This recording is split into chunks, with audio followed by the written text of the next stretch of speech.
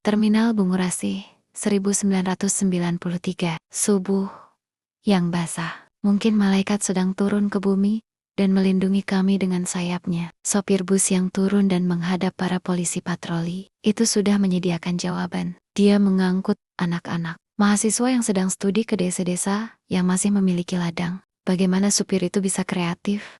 Mungkin alam yang membisikkannya. Aku menahan napas. Aku yakin Alex dan Daniel juga menunduk pura-pura mengikat tali sepatu Cats-nya karena tak ingin wajahnya kena lampu sorot. Dua polisi melangkah ke arah bus yang kami tumpangi. Satu kepala muncul di pintu dan menggunakan senter menyorot kami yang penuh lumpur dan lelah. Mereka berdua kembali melangkah dan saling bertukar informasi. Begitu salah satu polisi menepuk bahu supir bus itu, terdengar suara helaan napas lega. Kinan meminta kami tenang sampai bus bergerak, karena bisa saja para bapak polisi berubah pikiran dan kepingin mengecek kami satu persatu. Ternyata bus kami laju dengan aman menuju DPRD Jatim. Kami memang masih penuh lumpur, tapi tampaknya itu tak menjadi persoalan. Anjani, secara ajaib, masih mempunyai 2 bungkus tisu basah di ranselnya dan membagikannya kepada beberapa kawan perempuan. Aku yakin Anjani membawa seisi rumah di dalam ransel ajaib itu. Karena apa saja yang kami perlukan pasti tersedia. Dia membagi sehelai padaku, tapi aku menggeleng dan menunjuk. Daniel yang melanjutkan keluhannya karena ada kodok yang masuk menggelitik selangkangannya selama kami merayap di sawah. Anjani tersenyum memberikan sehelai tisu basah yang langsung disambar Daniel. Menjelang masuk Surabaya, Kinan berdiri di belakang bus memberi instruksi bahwa kami akan turun di beberapa titik yang berbeda dalam kelompok kesil-kesil untuk mencari sarapan dan bertemu di halaman gedung DPRD jam 10 pagi. Bram menambahkan agar semua berjalan berkelompok kecil dan dengan tertib. Masuk ke halaman gedung DPRD di kawasan Indrapura. Aku sarapan es krim Zangrandi saja. Masih ada waktu nggak ya kayak Sudarso? Anjani berbisik. Anak Jakarta memang tak akan berubah menjadi siapapun selain anak Jakarta. Jika masuk ke Surabaya, dia tidak memikirkan rujak cingur atau nasi bebek, melainkan es krim Zangrandi yang sejak dulu adalah bagian keren dari Surabaya. Tapi bagaimanapun, Anjani bukan anak Jakarta yang manja dan kelojotan. Jika menemui ular yang merayap atau kodok yang meloncat, mungkin karena pada dasarnya Anjani adalah perempuan yang tak mengenal rasa takut, sama seperti Kinan atau Asmara. Bus kami mencapai Jalan Indrapura sekitar pukul 9 pagi. Bus berhenti di beberapa titik, dan dengan patuh, kami berkelompok kecil menyebar diri mencari makan. Daniel, Alex, Bram, dan Johnny, dan aku berhenti di salah satu jalan di samping es krim Zangrandi dan mencari makan pagi. Meski kami merasa kalah, tak berarti kami tak perlu energi untuk menghadapi wakil rakyat yang kemungkinan besar akan menampung keluhan belaka. Kami memesan soto Lamongan dan sama sekali tak sempat mengagumi kelezatan kuah kaldu atau kentang gorengnya yang kriuk-kriuk atau potongan kol yang segar. Kami hanya mementingkan perut kami terisi agar bertambah daya, karena sudah harus berjalan menuju gedung setelah menanti 2 jam. Akhirnya hanya salah satu fraksi yang menemui kami. Bram dan Kinan menceritakan pengalaman kami di Belangguan dan nasib petani yang tanahnya digusur untuk tempat pelatihan gabungan militer. Julius menambahkan peristiwa perburuan terhadap kami semalam. Anggota dewan, seorang lelaki berusia 40 tahunan yang mengenakan baju batik lengan pendek, mencatat, mengangguk, mencatat lagi, lalu mengangguk lagi, tanpa ekspresi, bahkan setelah melihat tubuh kami yang penuh lumpur kering, keringat, dan kurang tidur. Pada akhir laporan, dia memastikan sudah mencatat dan menampung laporan kami. Daniel Banner, DPRD atau DPR selama ini adalah septic tank, tempat penampungan belaka. Negara ini sama sekali tidak mengenal 4 pilar. Kami hanya mengenal 1 pilar kokoh yang berkuasa, Presiden. Seusai mendengar janji-janji penampungan laporan, kami keluar dari gedung DPRD dan menyusun strategi. Kinan meminta kami pulang ke Yogyakarta dengan bus yang berbeda-beda. Nanti di Segan kita evaluasi aksi kita di Belangguan. Maka 40 orang bubar mencari jalan yang berbeda-beda menuju Yogyakarta. Sebagian, sekitar 15 orang dari kami, seperti biasa Sunu, Alex, Daniel, Kinan, Bram, Julius, dan Dana menuju terminal Bungurasih untuk naik bus. Anjani bersama Narendra, Abi, Coki, dan Hamdan memutuskan untuk beristirahat di Pacet, rumah Pakde Anjani. Kamu yakin tidak mau ikut istirahat di Pacet? Kinan bertanya. Dia bertanya dengan nada datar, seolah rebahan di rumah Pakde Anjani adalah sesuatu yang biasa kulakukan setiap pekan. Aku tertawa dan menggeleng. Ketika kami tiba di terminal Bungurasih,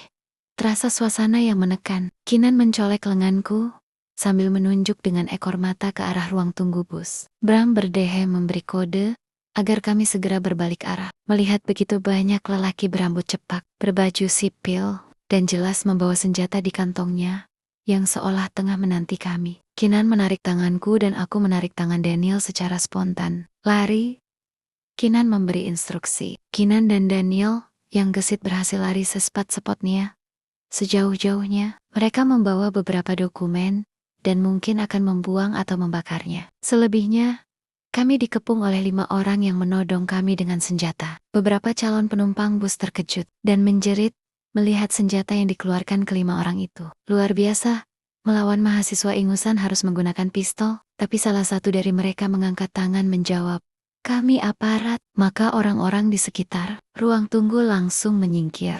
Dengan wajah ketakutan, 5 orang bersenjata itu langsung saja menggiring kami keluar dari Bungurasih dan mengendarai beberapa mobil Kijang yang sudah berderet di depan terminal. Aku bersama Alex dan Bram dimasukkan ke belakang, dan kepala kami ditutup karung. Tangan kami diikat ke belakang. Kami duduk di lantai mobil belakang. Tidak terlalu lama, rasanya mobil berhenti, dan begitu saja karung penutup wajah dibuka. Borgol dibuka. Dari jendela, sekilas aku menyadari kami berada di sebuah markas tentara. Kami dihardik untuk turun dari mobil dan berbaris di hadapan markas itu. Selagi mereka menggiring kami masuk, aku masih bisa melirik pelang besar berwarna hijau dan kuning yang terpampang di depan. "Iya, kami mata dan telinga pemerintahan ini," kata salah satu lelaki yang meringkus kami tadi. Menyadari aku menatap lambang kesatuan mereka. Kami tiba di posko jaga, sebuah ruangan besar dari gedung markas itu. Sebuah meja biliar terbentang di hadapan kami. Mungkin meja biliar itu digunakan jika mereka butuh jeda di antara kelelahan mengintai kami. Bukankah tadi si lelaki yang meringkus kami mengatakan bahwa mereka adalah mata dan telinga pemerintah? Pasti merepotkan mengintai satu persatu kelakuan mahasiswa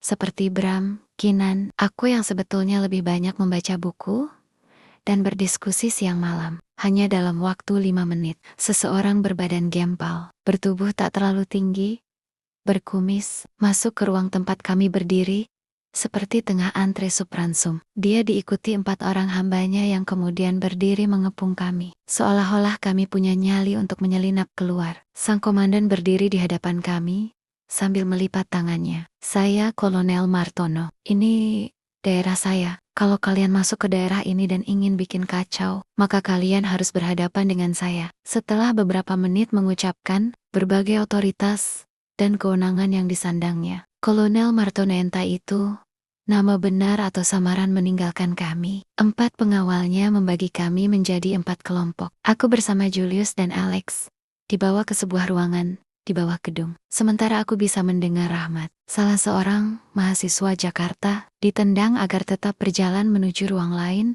dan dia terjatuh mengerang. Sekali lagi dia terperosok.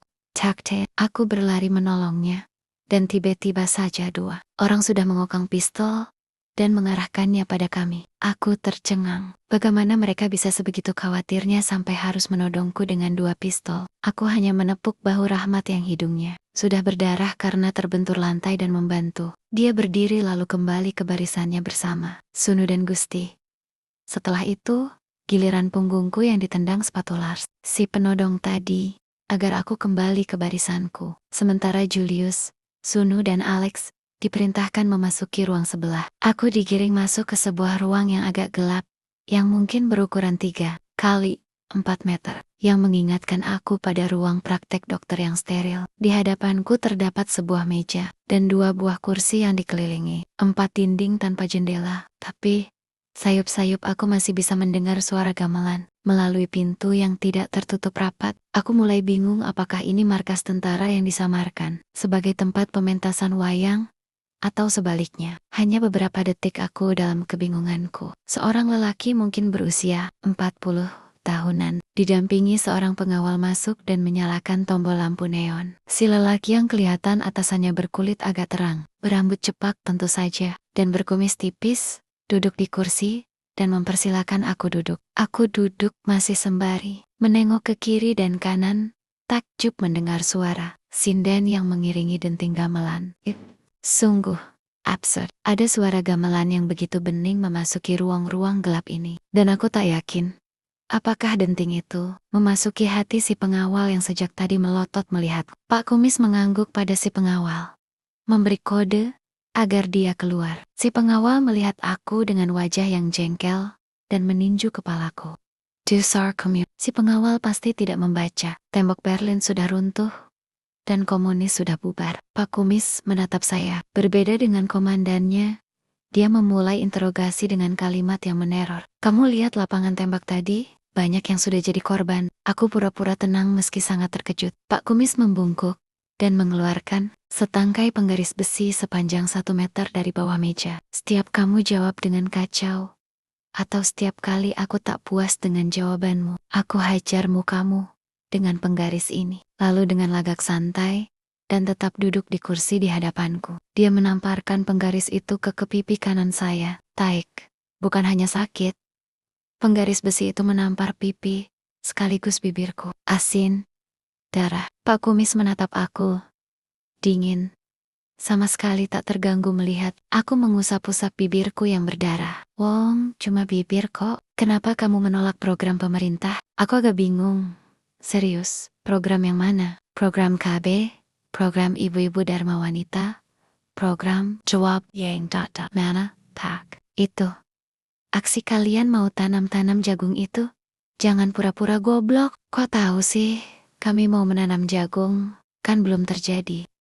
Dia berseru jengkel, sambil sekali lagi menghajar pipiku dengan penggaris besi itu. Itu diskusi saja dengan petani. Mereka merasa prihatin, karena itu ladang mereka yang digunakan untuk tempat latihan. Kami mendengarkan. Aku sengaja menjawab secara umum tanpa membohong. Siapa di belakang kalian? Kami mahasiswa semua, Pak. Tidak ada yang di belakang, semuanya soma-soma di depan.